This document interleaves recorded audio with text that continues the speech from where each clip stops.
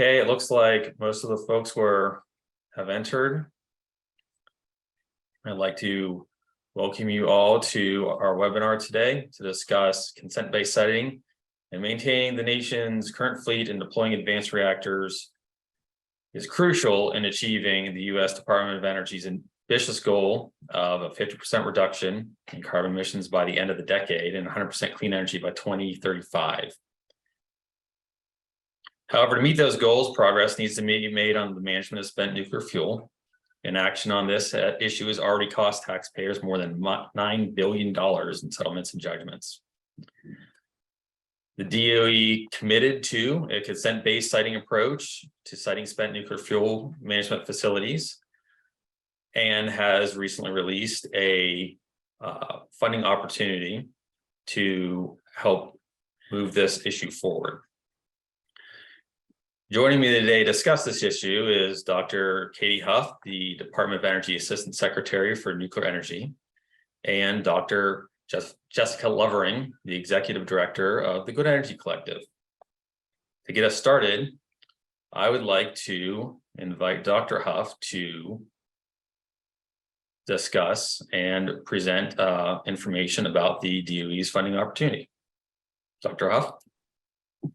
Thank you so much, Adam. Hello, everyone, and all my thanks to the Breakthrough Institute for hosting this webinar. I'm really excited to be here today to discuss the role that nuclear energy plays in decarbonizing the U.S. energy sector, which Adam touched on. But we'll focus our discussion on the Department of Energy's actions on the management of spent nuclear fuel using a consent-based siting process to site one or more federal consolidated interim storage facilities and to find a solution, an equitable one to a decade-long stalemate. Next slide. So as Adam noted, nuclear energy is really essential to our really aggressive goals in the Biden-Harris administrations. It's critical to tackling climate change. It's critical to the resilience and security of our grid. It currently provides 19% of the United States electricity and half of its clean emissions-free energy. So, we really need nuclear to reach that 50% reduction by the end of the decade of our carbon emissions, 100% clean energy, electricity by 2035, and a net zero economy by 2050, which seems really long time from now, but it's tomorrow. It's so soon. Next slide. As we continue to deploy nuclear energy as a solution to this increasing energy demand, we really do need to make progress on the responsible management of spent nuclear fuel. Inaction on this issue has already cost taxpayers $9 billion in settlements and judgments. This is because management of the nation's spent nuclear fuel and high-level radioactive waste is the DOE's responsibility, and that includes finding sites to store and dispose of that spent nuclear fuel. And while the spent nuclear fuel is stored safely all over the country, the communities that have it never agreed to host that material in the long term. We can't continue to defer this problem, and it's DOE's responsibility to those communities to move the spent nuclear fuel to an interim storage facility. And the time to start work on that is now. Thankfully, DOE is working toward an integrated waste management system, and that's going to include a consolidated interim storage capacity, a pathway to permanent disposal, and the transportation infrastructure that's needed to move that spent nuclear fuel and high-level waste.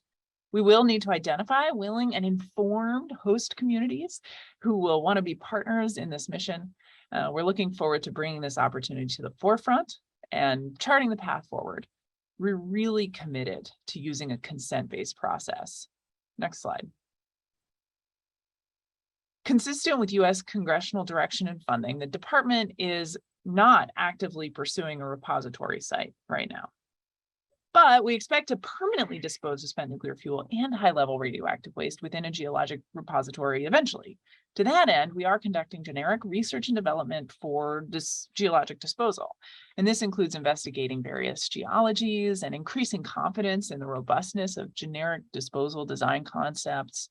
We're looking at R&D for extended storage, transportation, and management of spent nuclear fuel, for accident-tolerant fuels, and for future advanced reactor fuels. Our current implementation focus is on a federal consolidated interim storage facility. And in the Consolidated Appropriations Act of 2021, Congress provided funds for the department to move forward on establishing a federal interim storage facility. So now the department can move forward pursuing activities related to the process for identifying an interim storage site. In 2022, Congress continues to fund establishing that federal interim storage using consent-based siting. So interim storage will allow for the removal of spent nuclear fuel from the current reactor sites. We also expect it'll promote new jobs and economic opportunities for those host communities, and it will reduce liability to US taxpayers. It will also provide useful research opportunities, and we hope it will build trust and confidence with stakeholders, communities, and the public by demonstrating a consent-based approach to siting. Next slide. This consent-based siting approach is a commitment of the department, and its intent is to enable broad participation and center equality and equity and environmental justice. Consent-based siting is an approach to siting that makes the needs of the people and communities central to the process. Communities can elect to participate in that process by working collaboratively through a series of phases and steps within the department's opportunities as the implementing organization. So each step and phase helps a community determine whether and how hosting a facility will be aligned with that community's goals. These steps and phases are intended to serve as a guide, not a prescriptive set of instructions. And we expect that consent-based siting is going to look different in every individual community. Potential outcomes from this process could include a negotiated consent agreement defined by the community in collaboration with the department, or a determination that after exploring the option, that community is simply not interested. Both are successful outcomes. And this is quite a challenge, but we do believe that consent-based siting is the right thing to do. And we also believe it's our best chance for success. Next slide. Some of you may already be aware, in December of last year, DOE took the first step in moving forward. We issued a request for information on using this kind of consent-based siting process. And it's important to note that the request for information was not, at that time either, seeking communities to volunteer as host sites. Rather, we were interested in hearing from the public on a range of questions regarding the consent-based siting process itself and how to do it, ways that DOE could help remove barriers to meaningful participation. And this, we were especially interested in how we could remove barriers for underserved and underrepresented groups and communities. And finally, how interim storage fits in as a component of the nation's waste management system from the perspective of stakeholders and communities and tribes, states, and local governments and organizations. We received over 220 submissions from those tribal, state, local governments and organizations, a wide range of stakeholders, NGOs, members of academia, industry, and even private citizens. We analyzed and summarized that feedback, and we put it into a report, which is available on our website. And I encourage you to take a look. It's fairly brief, and yet it's quite rich. Next slide. The public feedback we did receive continues to inform these actions. The quotes on this slide are some examples of how many commenters expressed the need for DOE to provide funding for public participation in the consent-based siting process. This feedback helped to inform DOE's recent funding opportunity announcement. Next slide. And that is that on September 20th, DOE issued a $16 million funding opportunity announcement to support community engagement through mutual learning. This funding opportunity announcement, or FOA, is the kind of mechanism that federal agencies use to announce the availability of funds. This announcement includes all of the official information regarding the program's purpose, goals, due dates, and the instructions you need on how to apply. So our current FOA aims to open dialogue on a consent-based process to site one or more federal consolidated interim storage facilities, but DOE is not soliciting volunteer sites with this FOA. It simply aims to support public engagement with DOE on consent-based siting activities. We expect that the funding will likely be distributed among 6 to 8 awardees. The tasks are expected to be completed over the course of 18 to 24 months.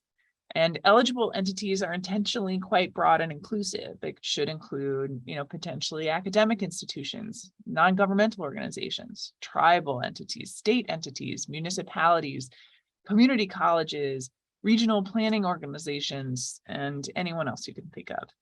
We're really hoping to focus on diversity among the awardees too. So first, we're looking toward potentially having a geographically diverse set of selections. We hope that should help provide a comprehensive representation of responses at the national level, but also from among the institutions that we select.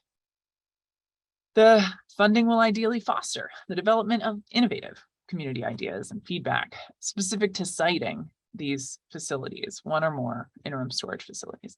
It will enable mutual learning and it'll help to build capacity. We're also ensuring that the equity and environmental justice principles that we care about in DOE will be built into the engagement process. The application period is still open. Applications are due December 19th, 2022, and more information can be found on our website. Next slide. When designing this funding opportunity, we really strove to reduce the barriers to participation. So in particular, there's nothing precluding individual communities from applying directly to this FOA. However, we understand that there's a burden associated with the application and the management of federal funding can be complex. So this could limit some organizations or communities from applying and participating. That's why this funding opportunity allows each awardee to provide direct grants and other resources to interested communities. So the 6 to 8 awardees will represent a consent-based siting consortium, and they will help the department facilitate engagement activities and dialogue. They'll also serve as award administrators to provide resources to communities and smaller organizations from within the pot of dollars and resources that they're awarded. So think of it this way. Here's an example, right? An example of an awardee could be like a community college, a university, or a chamber of commerce, a regional economic development entity, whatever. And special consideration will be given to environmental justice and transparency and inclusivity. And then those awardees can be kind of place-based anchors for engaging more diverse stakeholders. And that's where this kind of multiplication factor comes in. Awardees are expected to have a wider reach than the department in a particular community, ultimately helping to build better capability and understanding. We expect this funding opportunity should be able to leverage each awardee's institutional capacity, allowing them to provide third-party technical assistance directly to interested communities. And the department hopes to be involved as a partner in the process, available to share technical information, to share communications materials, and other resources as needed. Next slide. So as I mentioned, we are using public feedback to inform our next steps. We are further developing the draft consent-based siting process and will be making it publicly available after it's completed interagency review. We will be awarding cooperative agreements to the funding opportunity awardees, and we will begin working with the awardees and their cohorts. Last but not least, we are clarifying our broader strategy for an integrated waste management system. And as we work toward progress on this issue, we really hope you all will continue to engage with us so that we can benefit from your broad range of experiences, perspectives, and expertise. By prioritizing communities and people, we really believe we can find a solution to managing the nation's spent nuclear fuel, allowing us to keep driving toward the clean energy future we all need. Slide 11. Thank you again for this opportunity to speak to you. I really look forward to hearing Dr. Lovering's perspectives on these important issues, and I'm really grateful for the opportunity to chat with you all today.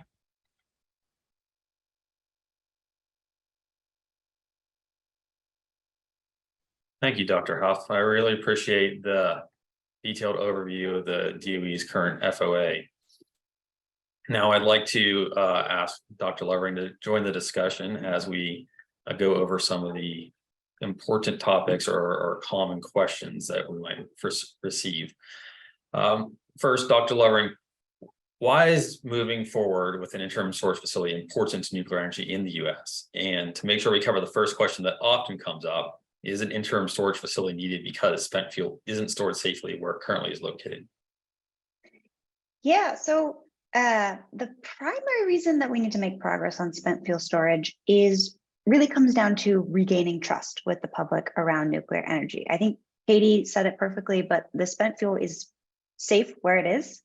That's not in question, but these communities didn't necessarily give consent to have spent fuel stored there in the long term. And that has become a big issue for how people think about nuclear energy more broadly. We see this over and over again in polling on nuclear, in public opinion. Waste or spent fuel is one of the biggest obstacles people have to supporting nuclear because it's built up this sort of erosion of trust in the government, in Department of Energy, in the nuclear industry, that there hasn't been a solution, even though there's been, legislation around a federal solution or a repository for, 40 years now. So I think that's the main reason, is to regain trust. Dr. Huff, do you have anything you'd like to add to that particular point from the DOE perspective? Yeah, I think it's absolutely right. This is about trust, 100%. Our history comes along with us as the Department of Energy, and it's critically important that we regain the public's trust, that we can meet our obligations. And this is an obligation that the DOE has. Dr. Huff, you mentioned in your presentation, this is a step towards addressing the taxpayers' liability. Many people have the impression that nuclear power industry itself needs to find a solution to spent fuel. Could you briefly explain why this is a taxpayer's liability? Yeah, this is such a great question, because I think it really comes down to this obligation, right? Is that as part of this standard contract, the United States federal government agreed to charge, or rather the United States federal government and the nuclear industry created an agreement such that the US federal government would collect a waste fee from that power producing commercial nuclear industry. For every kilowatt hour produced, they collected a small fee and amassed it into a nuclear waste fund, which is now in the tens of billions of dollars, ready for managing and disposing of that spent nuclear fuel. And part of that agreement was that the Department of Energy in 1998 would take title to that fuel, would take responsibility for it, and keep those existing utilities from the burden of having to manage and operate those facilities. So since 1998, the US government has not fulfilled its responsibility to accept that fuel. So taxpayers, or rather ratepayers paid for, through their electric rates, paid for this to be done. Utilities are now conducting the operation, security, and safety activities associated with current storage of that commercial spent nuclear fuel at more than 70 sites across the country. And as of September 2021, there was a judgment about this that required that the federal government stop collecting that fee in 2013. And the utilities were able to collect from the judgment fund funds from taxpayer dollars to satisfy this sort of failure to meet our obligations in the federal government. And so since as of September 2021, that judgment fund, which comes out of additional taxpayer dollars, separate from that fund that ratepayers have already paid, that judgment fund has already paid more than $9 billion in settlements and judgments to those standard contract holders who had signed a contract with DOE that was broken by DOE. We expect that the remaining liability could be in the tens of billions as well. And so we must halt that liability by doing our part of the bargain. Thank you. So inaction currently is costing the taxpayers money. And yes, the Department of Energy is trying to find a pathway forward. Dr. Lovering, you work on community engagement and environmental justice research. In that context, what constitutes consent to host a facility? And could determining consent create another stalemate? So I think there's a big range in how consent is defined. And just generally, when we're talking about consent-based siting, it's in contrast to the old model for citing any kind of nuclear facility, which has come to be known as decide, announce, defend, where a utility or the government would decide where they wanted to build something, they'd announce it to the public, and then defend against opposition, against lawsuits. So we're trying to develop a new model that's much more engaged with communities. And so, but there still is a lot of, differences in how we view that. So I think a very weak form of consent-based siting would be the government deciding, okay, this is where we want to put spent fuel, and then working to gain consent from the host community. But I think you see this in what DOE has put out on consent-based siting, how they've outlined the process, how they talk about it in the FOA, is that they're looking for something much more like affirmative consent, which is well-informed, voluntary, which has, exit points. So what this might look like in practice, I think what everyone's hoping for is that communities are going to come forward and self-select and volunteer to host, and then work with the DOE or other vendors to kind of co-develop a project that they think is mutually beneficial. So that's sort of the vision of how this would work in ideally.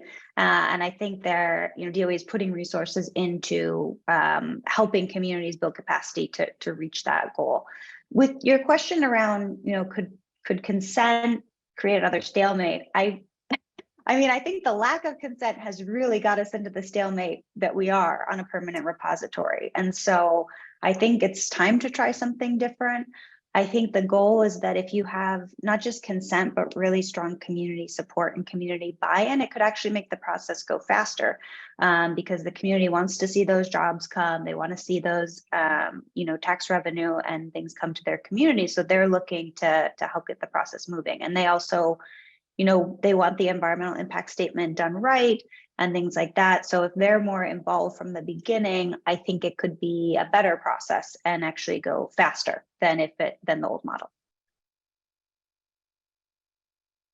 Dr. Huff, how does DOE currently define consent? Or, and this might be the case, is that hopefully an outcome of this FOA?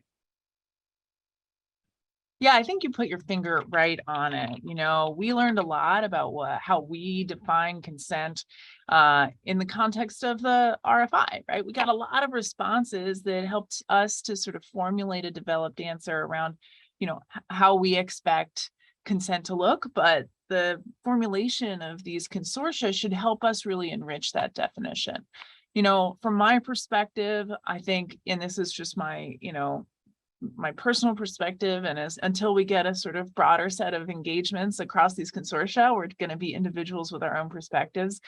But I would say, we do want to strive to something that's both broad and deep, where, lots of different types of stakeholders and governments who are touched by the process, who are touched by the facility proposed, are involved, and that to the fullest extent, curiosity, questions, and concerns are addressed until consent is reached or not, right? And while you can't have unanimous consent across any small group of Americans, I think what we can get to is a collaborative, forward-moving, positive, consent-based process that strives for consent at every step with every stakeholder.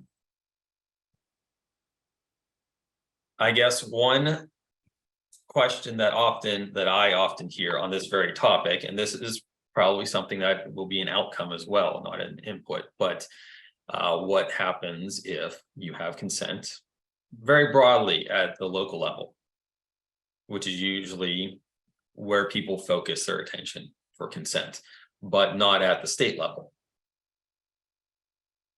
Who gets the authority in this program to say that they have consent? Which can be, and I know this is concern for DOE currently, an environmental justice issue where the people that would be hosting the fuel might not have the most input to the process. Would either of you like to comment on that? Yeah, I can answer, pulling in lessons learned from other siting of energy infrastructure. So we do see this kind of tension in siting of a lot of different things like pipelines, even large wind farms or solar projects, that there's a disconnect between the different decision makers at different levels. So sometimes, like with pipelines, there might be support from state governments or federal governments, but the local communities are opposed because they're not actually getting the benefits. Whereas with other projects, including, potentially spent fuel storage, the local community might be really supportive, but it's kind of a headache for the state government. So I think what's key, and this is where it's probably going to get more challenging, is you really need to have support from every level that's relevant. Down, from city council to county commission to state level policymakers. And that means including everyone from the beginning. I think where you might see sort of opposition from governors or something like that is if they're surprised or if they weren't involved early on. But if there's really strong community support and they can make that clear and they can voice that, you should get support from higher up levels in government if they see that this is something a community in my state really wants. But I think it's all about communication and engagement early on. I completely agree. I think it's about transparency and cooperation between tribes and local communities, between local communities and municipal governments and state governments and state legislators and national federal legislators and state legislators. Like, the list is long and deep, and we do want some consistency, not just sort of vertically, but also over time, right? It can be really challenging to envision a situation where that consent stays the same election to election. Right. And we need to find ways to build into the process some certainty in the sort of iteration and engagement that is based, as Dr. Lovering said, in communication and transparency, cooperation amongst those entities so that they're all part of a team and a single stream of consent rather than a lot of separate puzzle pieces that will need to be switched out every time there's a new election. You touched on this briefly in your presentation already, Dr. Huff, but the FOA says that communities can apply for the funding opportunity, but it seems that consortium of organizations are preferred. And I think this translates directly from what we just discussed. If DOE prefers consortiums to apply, why is that? Yeah, I mean, the intent is certainly to have a broader set of individuals and entities provided some resources, right? We don't want to concentrate all the resources in this national endeavor into a single entity or even 6 or 8 entities. We want to really spread the resources and capabilities out. And one of the ways to do that is to have, hybrid organizations, consortia that enable even further spread, a multiplication factor into, sub-awardees and post-award sub-awardees that should allow you to have a high touch, high capacity engagement with as many people as possible. If we concentrate all the dollars into a single entity, I don't think it gets to where we want to be, which is a sort of meeting of the minds at various, in regions geographically and in contexts conceptually. We want to see these meetings of the minds, and that takes hybrid organizations that work together towards a really high touch, high capacity engagement kind of environment.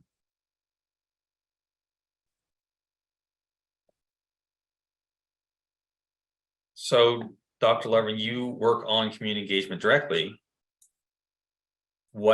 How can communities best engage with this, especially considering that most communities are generally not experts in spent fuel management?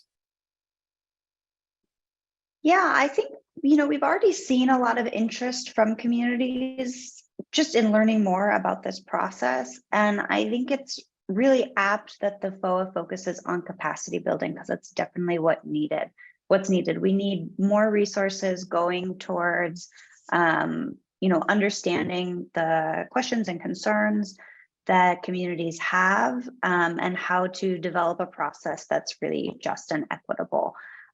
When we see opposition to energy projects, one of the main drivers is process. So people don't like the process. It's not transparent.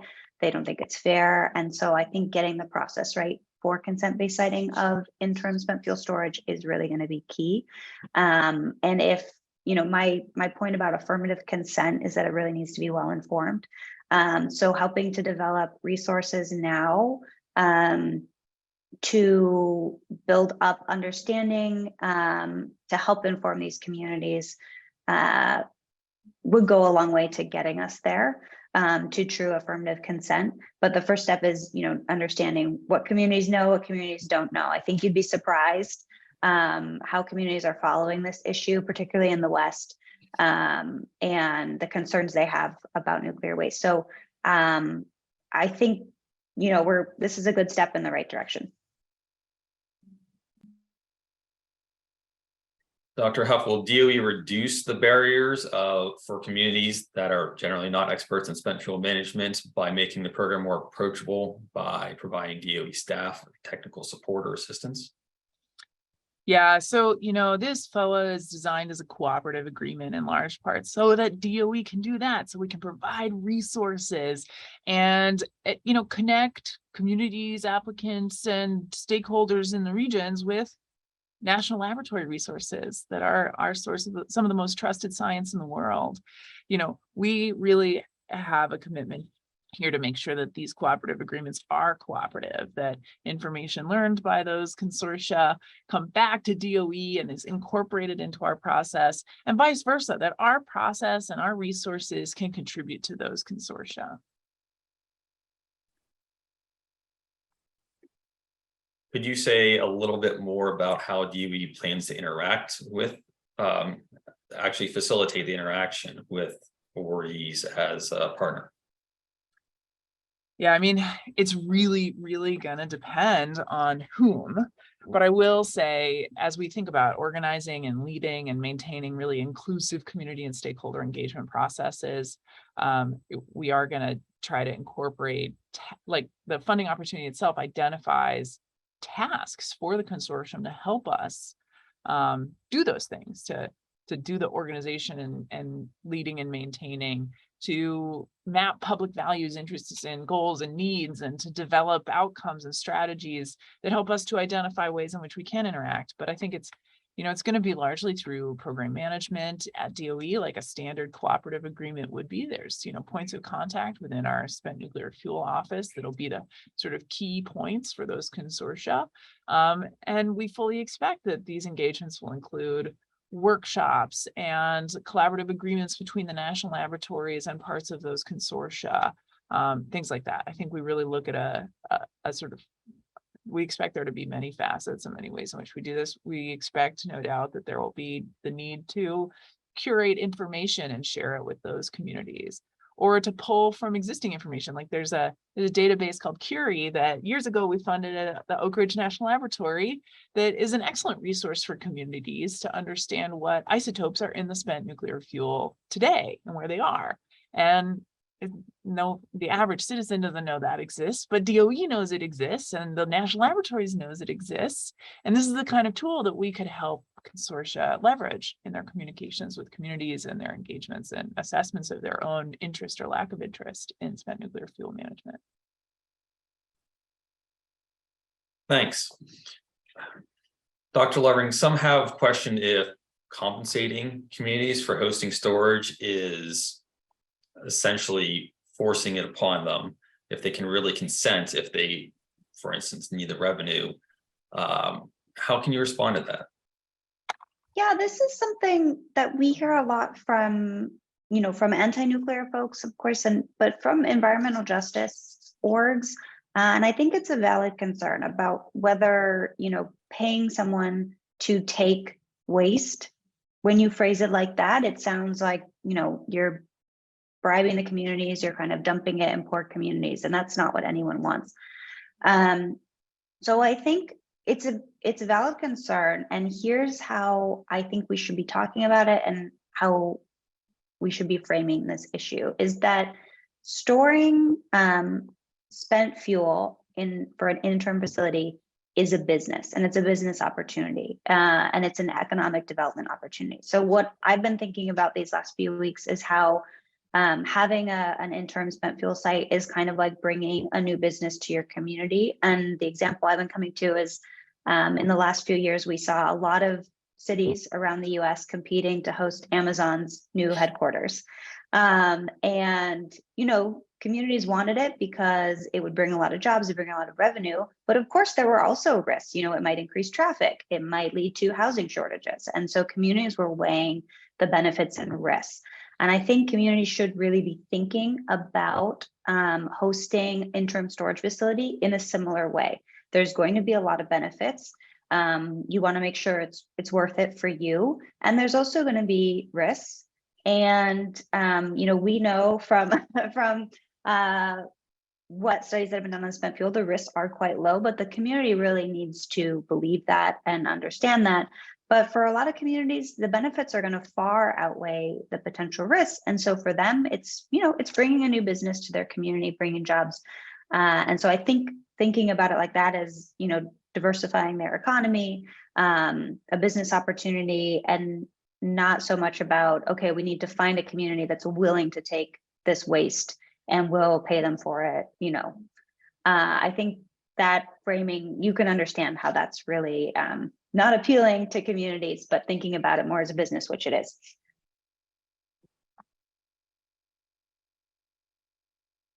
So we have a lot of great questions and we're going to move to them in a second. My last question is a good, I think, preface for many of the questions already in the chat. The decision to narrow the 3 exploratory sites to only Yucca Mountain previously, and I should probably preface that DOE is no longer pursuing Yucca Mountain, was partly due to budgetary constraints with a very broad public engagement strategy with consent-based siting. What is DOE doing to strategize about deploying limited monetary resources in the future if a site or many sites become community viable? I think that's a great question. I think one thing is we have more resources now for consent-based siting for interim storage than we have, you know, than was really available for Yucca Mountain. I think we're in a place where like the focus on interim storage is sufficiently small. It's a clean slice. It's not going to take as much, you know, technical review. I mean, an interim storage site is just inherently less technically complicated than a repository, and ultimately has significantly less that one might have to do to, you know, technically evaluate each site. And so I don't think we'll have that same problem. And when we think about, of course, repositories more broadly, we've spent the last few decades researching generic repository designs and consequences. We understand repositories really well now in a way that was like pretty new in the Yucca era when the Yucca Mountain repository was selected by the federal government. And as you said, the Department of Energy is not currently pursuing Yucca Mountain. So thank you for enunciating that. I will enunciate it that second time. Thank you. We're going to move into Q&A now. There are many great questions. I'm going to consolidate several of them into more general questions because there are a lot of questions. Probably half of them are related to interim storage potentially becoming de facto permanent storage. If we work so much on an interim storage site, will it just stall there and never move to a permanent repository? And how much of this potential outcome is a concern for communities that might think about consenting to this storage? I think you both could easily weigh in on this topic. So whoever would like to go first. Why don't you go first, Jessica? I'm interested. Okay. Yeah, I think that's something that communities to be clear-eyed about, is that possibility, but also the process should have built in what we call off-ramps. So there should be a timeline of, say, we agree to host for this many years. It's probably going to be multiple decades for interim. And then say, you know, at this point, we can decide if we want to continue hosting it, or here's what, you know, renewal process looks like, and build in those sort of exit points or veto points for the community. And I think that is going to be really important for getting communities on board. But, you know, it's definitely a risk that communities are going to be trying to understand if they're willing to. I mean, if it's a, you know, very low impact facility in their community, it might not be such a big deal that it's their longer term if they're continuing to get benefits and revenue from it. But you want to build in those exit points or veto points. Yeah, I think you said it perfectly. You know, I will say it is critically important to note that at the present time, the Department of Energy is limited with respect to how far we can go on the investigation of a particular repository. It's critically important that we have authority to pursue the citing of the citing of an interim storage facility, but we currently don't have congressional authority to pursue the citing process for a new repository solution.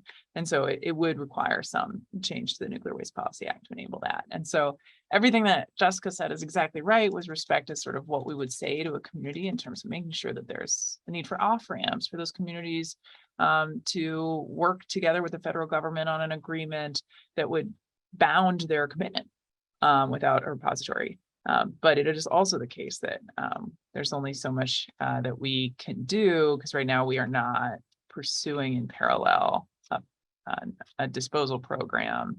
I mean, we are working on disposal research and development and developing a path forward, but it is limited what we are legally allowed to do towards a final repository unless there's an adjustment to the Nuclear Waste Policy Act. So I just want to put a point in that DOE is working on what they're allowed to work on right now. To the fullest extent. And if Congress wanted to give them more authority to do something else, then that's their decision. Some questions are on directionality of consent.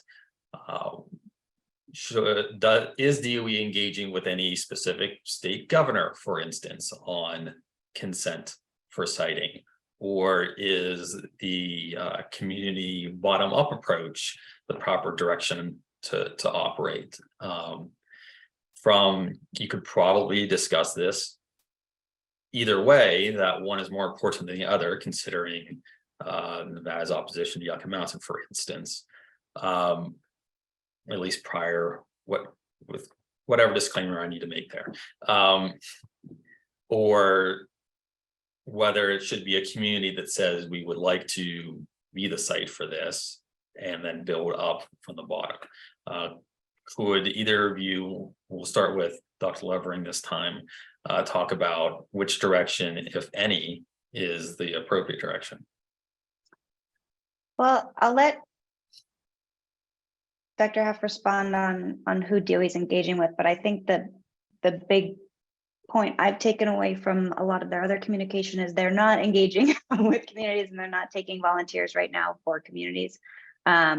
So for who they're interacting with, you know, I can't say, but I think, as I said earlier, there is going to need to be engagement at all levels. I think it probably starts with the communities as the first ones to say, you know, we're interested, and DOE will probably have a lot more communities interested than they're ultimately going to have interim storage sites. So it'll be narrowed down at some point along the process, but engaging with, you know, all the different levels of government once you have those communities self-selecting, I think is going to be key. It's not one direction or the other. I think it's in parallel. Yeah, I completely agree. And I think, you know, in particular, when we think about the engagement between local and state level governments or local and state level organizations and consenting entities, we do want to see capacity building at both levels, and actually sort of more broadly than that, including tribes and other NGOs and things like that. And so there, one maybe thinks of it as sort of hub and spoke model, or more than a bottom up, top down approach. We do want to cover all levels of that kind of hierarchy, but the reality is there's a big sort of collective smear around, all the people who are sort of adjacent to this question when we talk about a set of stakeholders and governments and engaged entities that need to be involved. And so this is one reason why we do want these consortia to be fairly hybrid and diverse. And it's certainly going to be up to those groups themselves what is going to be most beneficial to them as they seek to answer the question, are we interested in continuing to learn more? And that's the purpose of this FOA, is for those communities to ask that question of themselves and to acquire the resources that they need to do that learning so that they can reach informed consent if they continue to be interested in that process.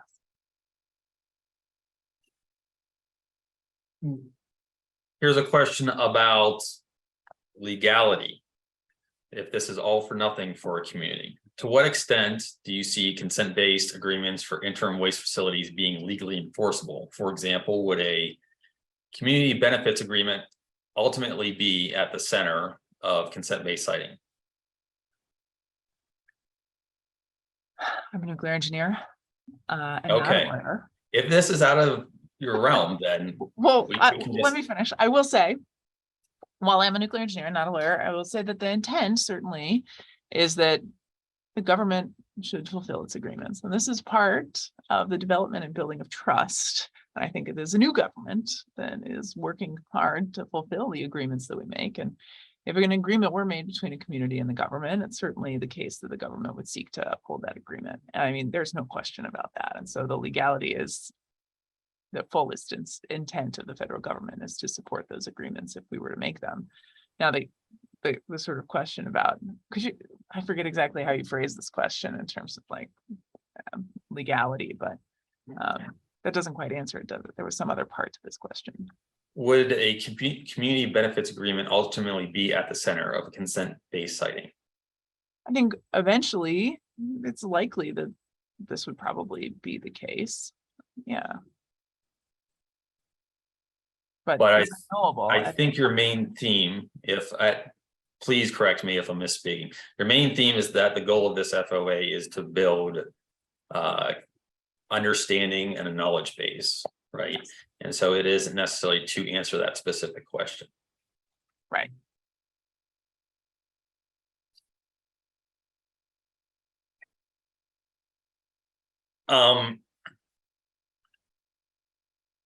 I lost my next question. Give me 1 second. Some questions are about reprocessing. Could reprocessing, assuming that facilities are built in the US in a reasonable amount of time, replace interim storage and then potentially be an off-ramp for fueling advanced reactors, for instance, but not necessarily? I really appreciate this question because it does allow me to get into a technical nuance, and I know Jessica could get into this too. You do need to store fuel for a while, given the amount that we have.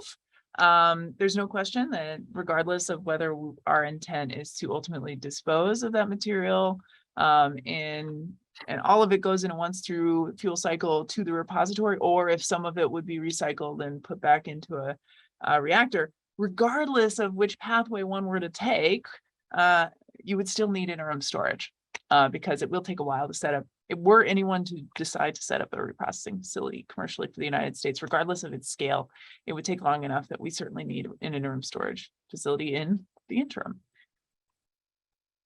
Yeah, just to add a little anecdote about that. I was in Japan this summer and I visited the Reprocessing nuclear fuel reprocessing facility there, which is about to start operation.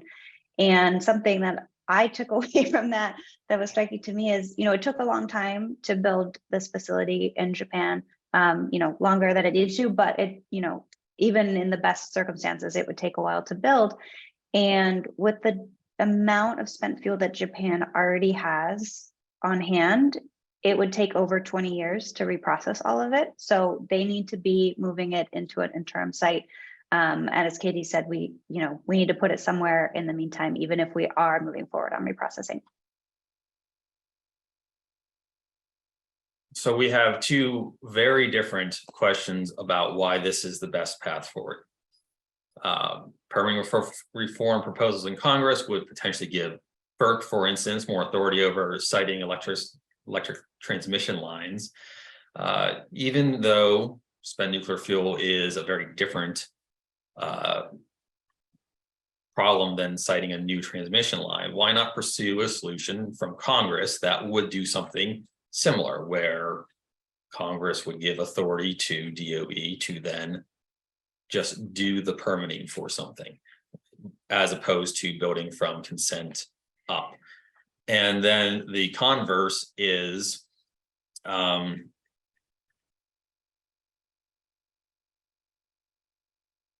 this is obviously a multi-year process that would take long-term consent, both at the community and legislative, various levels of legislative. What would it take to make sure that there's continued support for this? So one is acknowledging that consent-based is a bottom-up challenge that requires long-term thinking and collaboration. The other one is asking, essentially, why doesn't Congress just give DOE authority to site a facility and move forward? Yeah. I think it's important to note that our stance is that even if we had such authority, I don't think it would be successful in the long term to approach this problem that way. We've seen that happen, specifically with Yucca Mountain, that the US federal government felt that they had authority and then made a site selection and government stood in the way. And I think what you're trying to get at is, oh, we could just cover all of that by saying we have, perfect and irrefutable eminent domain or something. But we just have not seen that kind of process is particularly successful. I think, however, Switzerland may have recently chosen to select their repository in this way.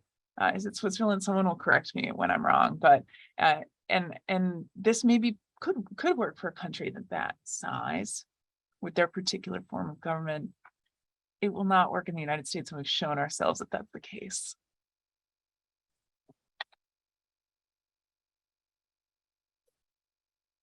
Dr. Lovering, do you want to maybe comment on building that long-term engagement that would be needed at levels to achieve this kind of consent? Yeah, I think something just from our research, a lot of people, when they're talking about consent-based siting and nuclear waste in particular, look to examples in Scandinavia and Sweden and Finland about how they've approached a permanent repository and citing of it. And the process looks like it was a great success, and it has been in getting these repositories cited and built. But it was really dependent on the public in those countries having strong trust and strong faith in the federal government and also the nuclear industry, which is lacking in the US. And so it's going to be a long process. And those, Sweden has a much more centralized government. They can make those kinds of decisions, but they still went with this consent-based process where they reached out to every municipality in the country and asked if they were interested.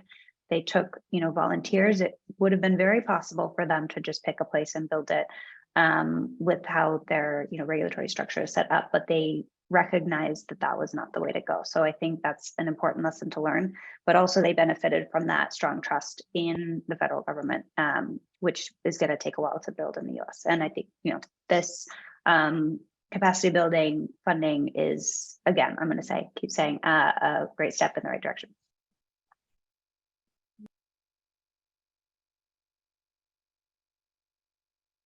Here's a very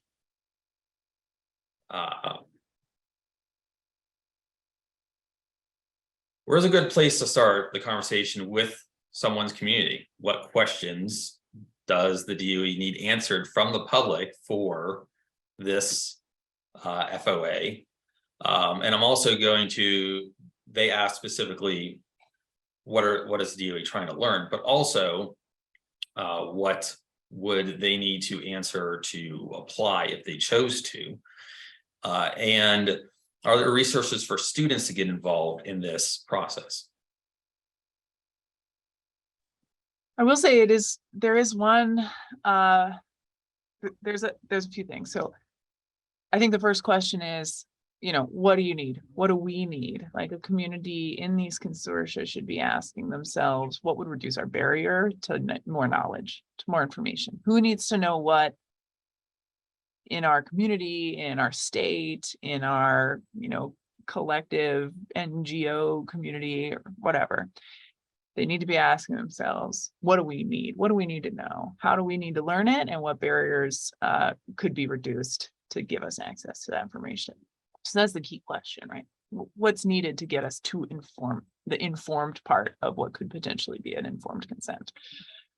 How do students get involved? We actually have a university program in the Office of Nuclear Energy, and recently awarded an award for investigating through research and development across fields, this interdisciplinary award to dive deep into consent-based siting and what it involves. That's one way in which students can get involved, is collectively with their professors and faculty, like propose research projects to that kind of work in DOE. But more broadly, of course, there's NGOs and organizations where students can do outreach, and Jessica's certainly part of one of them. But I'll turn it over to you, Jessica, if you've got other things. Yeah, I think, well, communities at this point probably have a lot of questions, as to Katie's point of what is nuclear waste, what's in nuclear waste, but also just, I think, really basic questions that they probably want to have answered. I'm like, what does construction look like? How big is this facility? Is it like our high school parking lot, or is it many, many acres? And what's going to be, how long does construction take? What's the impact on our community? And then what are the benefits? What is the actual, we keep saying, there's going to be jobs and, compensation, but what sort of level does that look like? Is it going to make a big impact in our community? Those are the questions, and then that they have now. And then a little bit down the road, I think the questions are more like, what does the process of applying look like? What information do we need to provide? What do we need to know? What are the sorts of legal, due diligence we should be doing, and how to get resources to help with that? Well, I would like to thank both of our panelists, Dr. Huff and Dr. Lovering, and definitely our audience, who gave me way more questions than we possibly could get answered in the time allotted. That shows that there is not only a lot of interest for this, but I'm sure there has been a lot of interest for the actual FOA itself. If you want more information, it's provided at a link on the registration link that you signed up for this webinar, or energy.gov/consent-based siting. Thank you all for participating. Thanks very much, Adam. Yeah, thanks for having us.